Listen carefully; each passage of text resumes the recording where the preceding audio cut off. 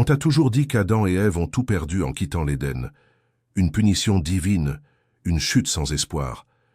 Mais si c'était le plus grand mensonge de l'histoire, et si, au moment précis de leur exil, un ange leur avait remis un cadeau, pas un pardon, mais le mode d'emploi de l'univers.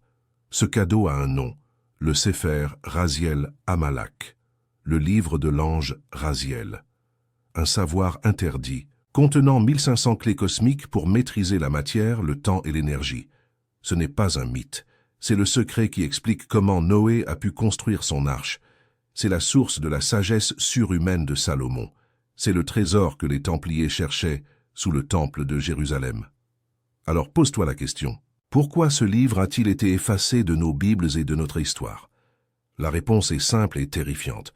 L'Église n'a jamais voulu que tu saches que l'humanité a reçu dès le premier jour les outils de sa propre autonomie divine. Si tu détiens le code source de la création, à quoi servent les intermédiaires? Reste avec moi, car ce que tu vas découvrir va changer tout ce que tu croyais savoir sur la chute, sur Dieu et sur ton propre potentiel. Mets cette vidéo en pause et réfléchis avec moi une seconde. Imagine que tu perds tout, ton foyer, ta sécurité, ta connexion directe avec le Créateur. C'est l'histoire qu'on nous raconte sur Adam et Ève, une histoire de perte, de honte et de punition.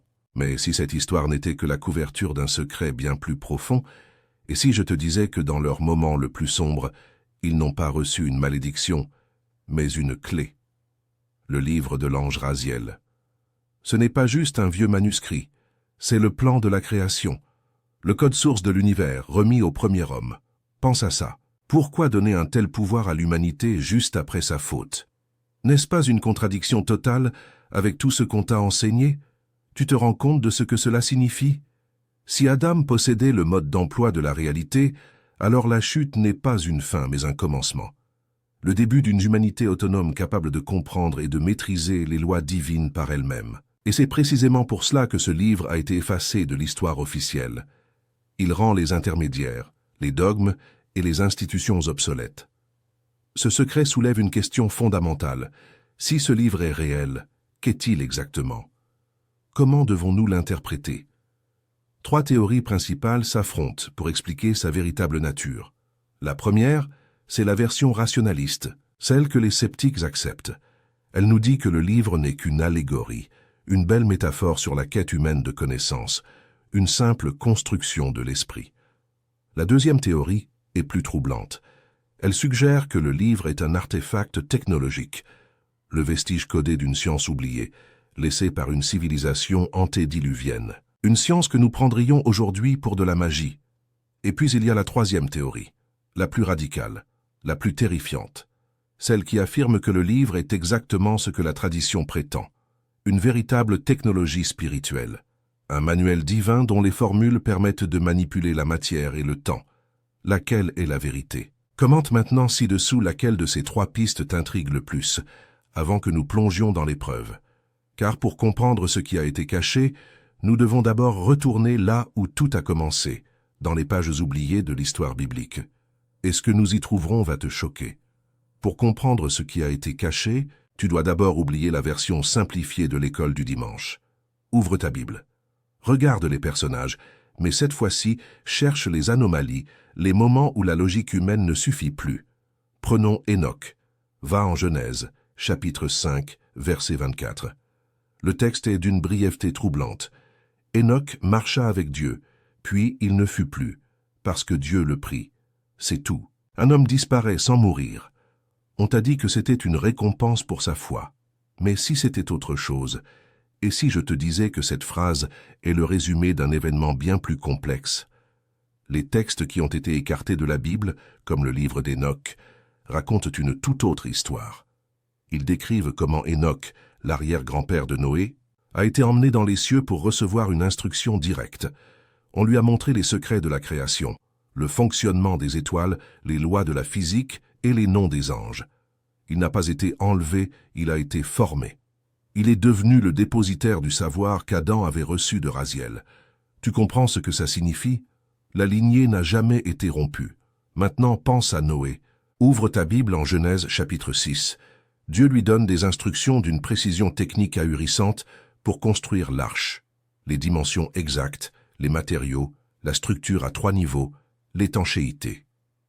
Ce ne sont pas des conseils vagues. C'est un plan d'ingénieur. Comment un seul homme, dans un monde pré-industriel, aurait-il pu concevoir et réaliser une telle merveille technologique? Relis ces versets, mais maintenant, lentement. La Bible dit que Dieu lui a parlé. Mais comment? Par une simple voix dans sa tête, ou en lui donnant accès à un savoir, à un manuel? Et voici le détail que presque personne ne remarque. Les proportions de l'arche sont parfaites, non seulement pour la flottabilité, mais elles correspondent aussi à des principes de géométrie sacrée. Ce n'est pas une coïncidence. C'est la signature d'un savoir supérieur, le savoir contenu dans le livre de Raziel. Et des siècles plus tard, ce même savoir refait surface, avec le roi Salomon. Lis le premier livre des rois, chapitre 4, versets 29 à 34.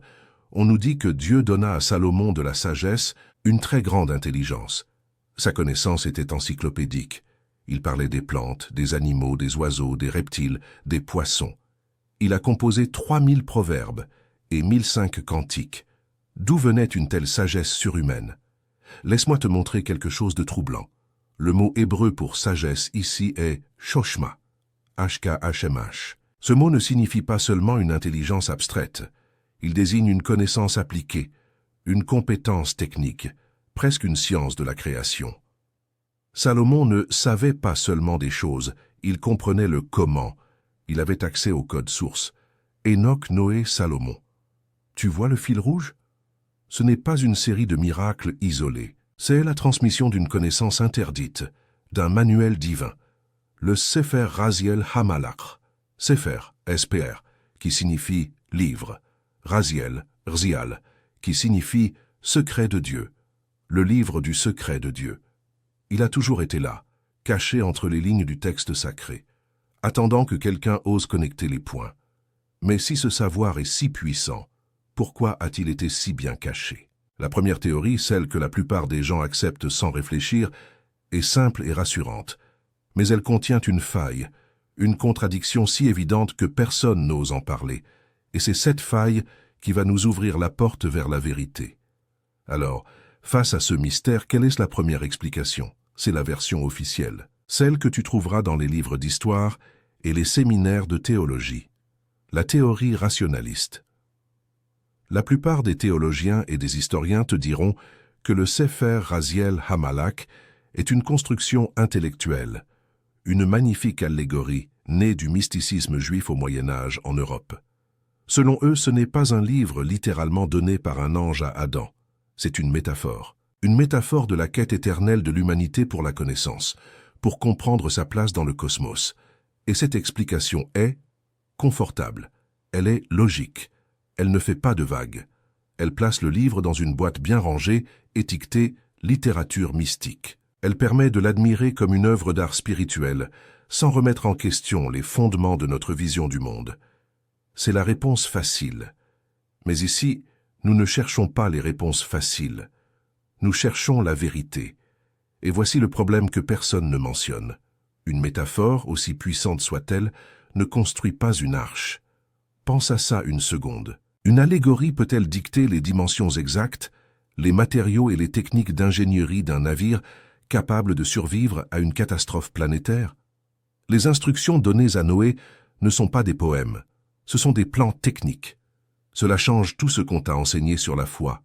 On te dit que Noé a construit par foi, mais les textes décrivent une construction par un savoir-faire précis, un savoir-faire qui dépasse de loin les capacités de son époque. La théorie symbolique s'effondre face à une question simple. Comment un concept philosophique peut-il produire des résultats physiques aussi concrets et extraordinaires? Comment une quête de sens peut-elle se traduire par la sagesse surhumaine de Salomon, capable de nommer et de classer chaque espèce vivante? Tu te rends compte de ce que cela signifie? La version officielle ne tient pas la route. La réponse est simple, elle ne le peut pas. La version officielle a une faille béante. Elle explique l'inspiration, mais elle n'explique pas l'application. Elle explique le pourquoi, mais ignore complètement le comment. Et c'est dans cette faille que tout devient bien plus étrange. Car si le livre n'est pas une simple métaphore, alors qu'est-il? Et si le savoir qu'il contient n'était pas spirituel, mais technologique, c'est ici que tout devient terrifiant. Si le livre n'est pas une simple métaphore, alors il faut affronter une possibilité bien plus dérangeante. C'est la deuxième théorie. La théorie technologique. Respire un bon coup, parce que ce qui vient maintenant va heurter tout ce que tu penses savoir sur le divin.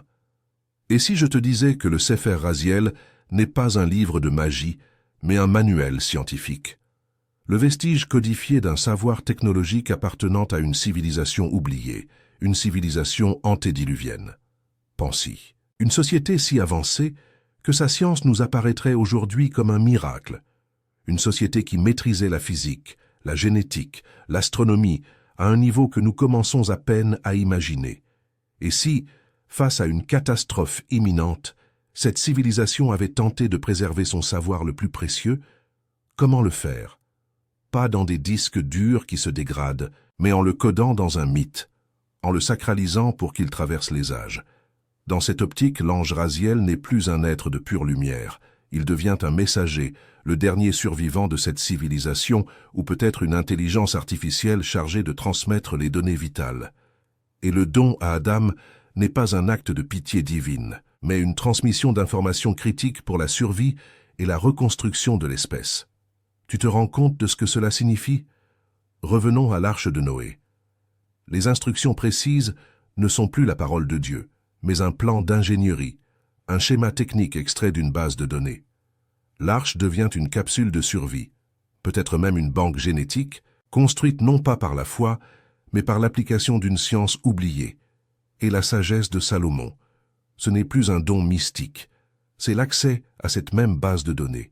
Sa connaissance encyclopédique de la faune et de la flore n'est pas miraculeuse, elle est le résultat d'une lecture. Il n'a pas reçu la sagesse, il a reçu l'accès à une archive. Cette théorie est séduisante pour un esprit moderne. Elle remplace le surnaturel par une science supérieure.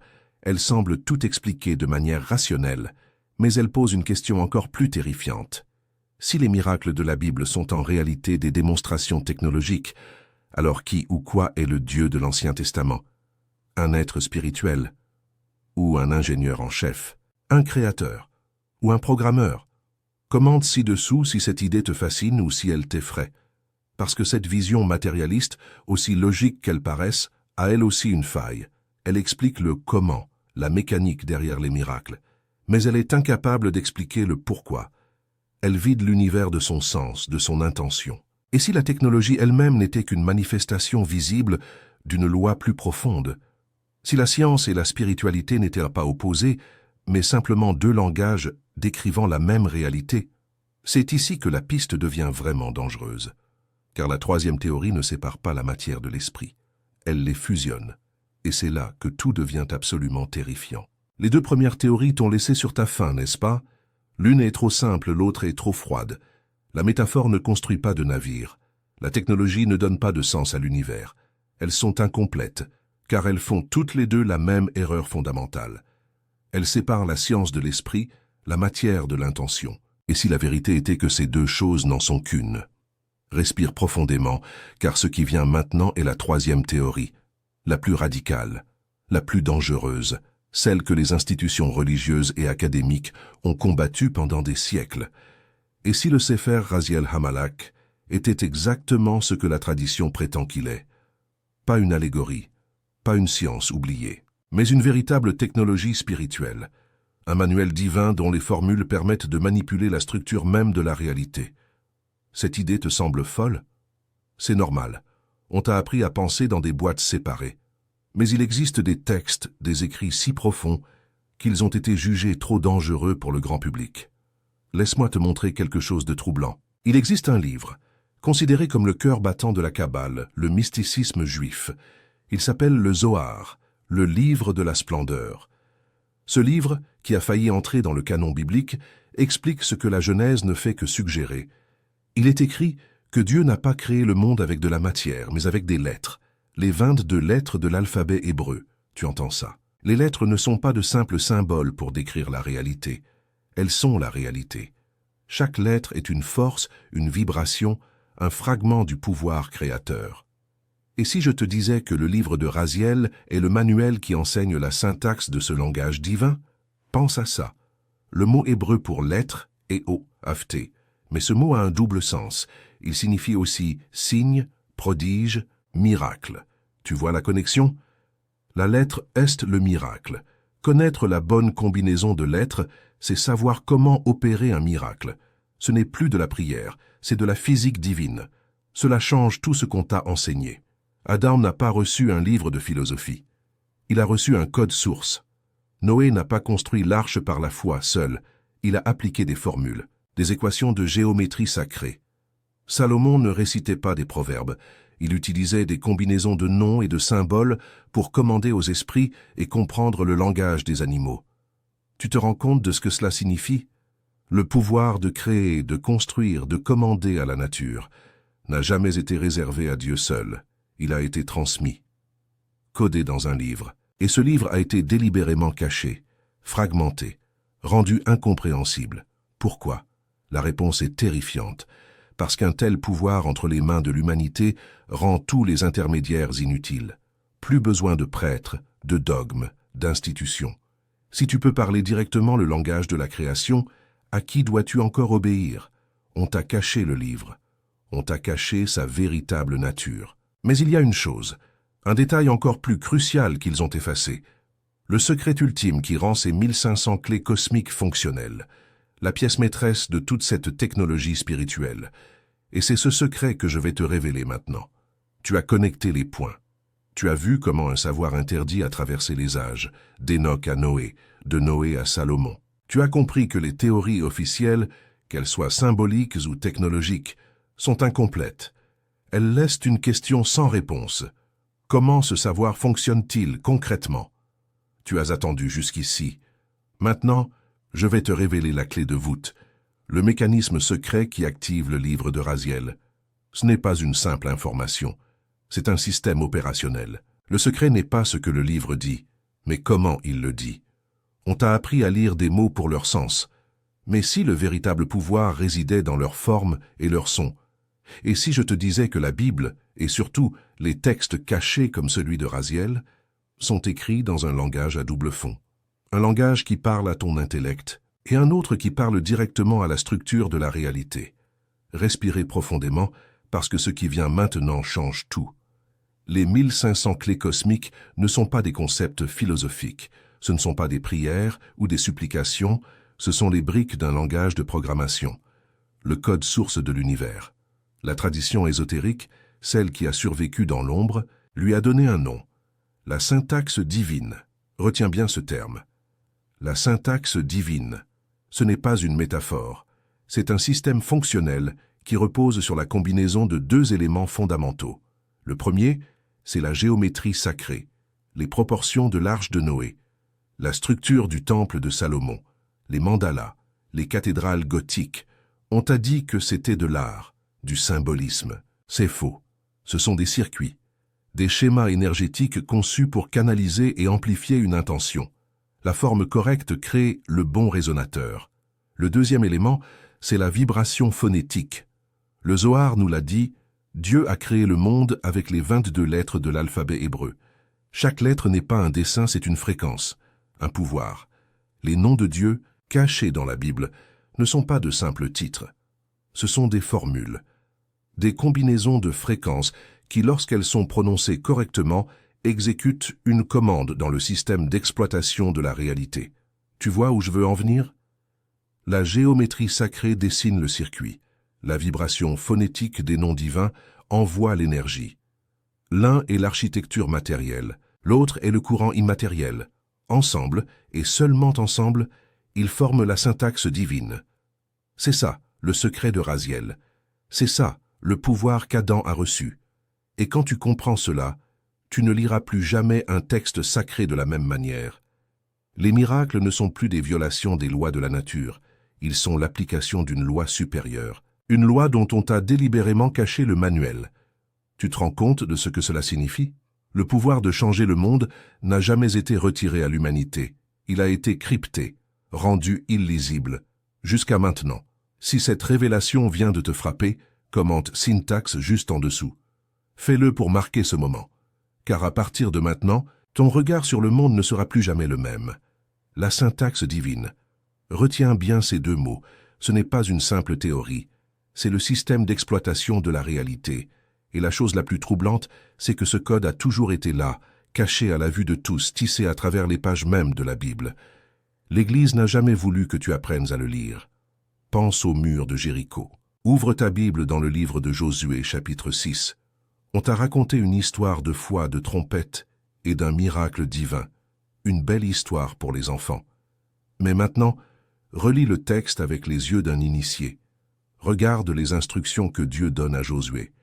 Elles ne sont pas spirituelles, elles sont techniques. 7 prêtres, 7 trompettes. Marcher autour de la ville 1 fois par jour, pendant 6 jours. Et le 7e jour, faire le tour 7 fois. Tu vois le motif? Tu vois la répétition obsessionnelle du chiffre 7? Ce n'est pas un hasard.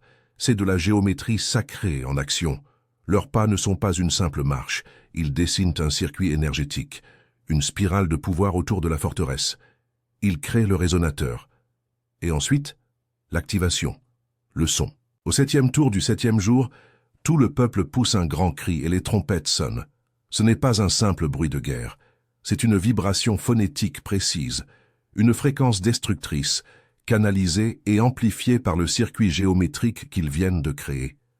Tu te rends compte de ce que cela signifie. L'effondrement des murs de Jéricho n'est pas une violation des lois de la nature.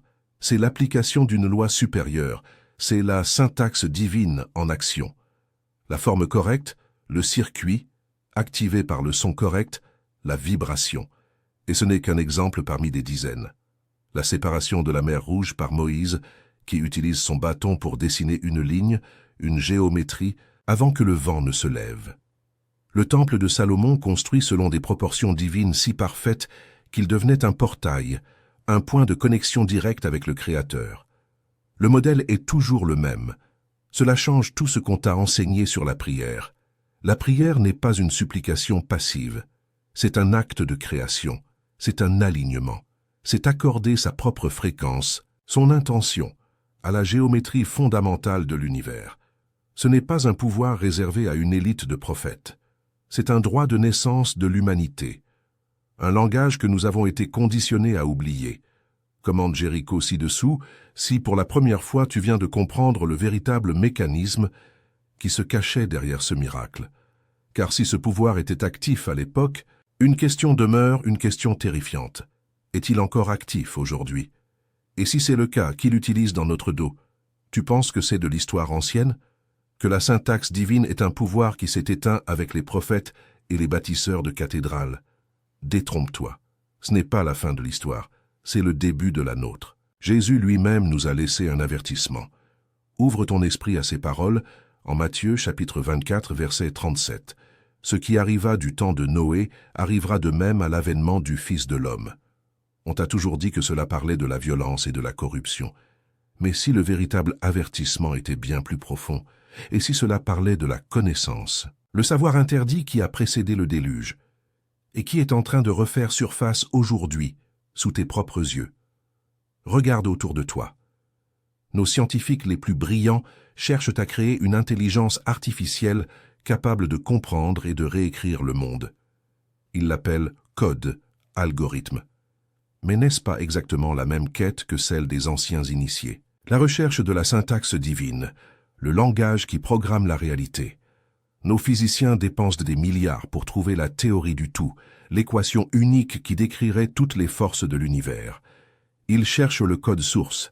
Ils cherchent, sans même le savoir, les clés du livre de Raziel. Nos biologistes manipulent l'ADN, les lettres mêmes du livre de la vie, sans en comprendre la grammaire spirituelle. Ils jouent avec une puissance qu'ils ne maîtrisent pas. Ce n'est pas une coïncidence, c'est l'accomplissement d'une prophétie. Le prophète Daniel, au chapitre 12, verset 4, a écrit qu'à la fin des temps, la connaissance augmentera. Nous y sommes. Le savoir caché est en train de remonter à la surface, non pas par des anges, mais à travers nos propres technologies. Alors la question n'est plus historique, elle devient personnelle, urgente, pour toi. Maintenant que tu sais que le mode d'emploi de l'univers existe, quelle voie choisis-tu?